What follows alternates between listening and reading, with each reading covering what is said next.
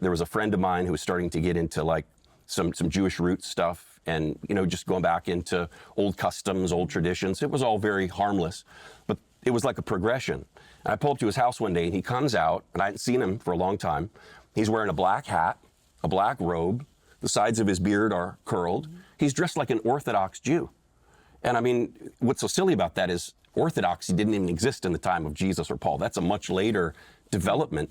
But yet this guy, this Christian, Gentile Christian, had come to believe that if he really wanted to be pleasing to God, he needed to dress like an Orthodox Jew. He needed to follow the feasts and the festivals and the law.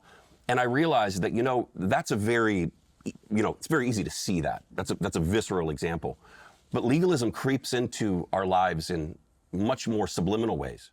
And in fact, what would Paul think if he sat in some of our churches today? I think he'd have some of the same issues with us that he had with the Galatians. No because doubt. religion always has a way of creeping in. It's just like human nature. We always are tempted to go back. It's the very first thing that happens in the Garden of Eden, by the way. After Adam and Eve fall, God comes looking for them in the garden. He says, Adam, where are you? And when God finds them, they're clothed with fig leaves. Now, we know from Scripture that fig leaves are a symbol of works. So I want you to think about this picture.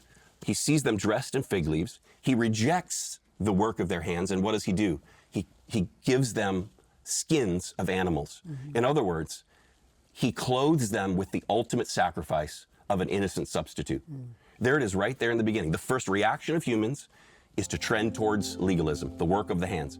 And the reaction of God is to say, that's not good enough. You need a substitute. You need a sacrifice. And that's the gospel.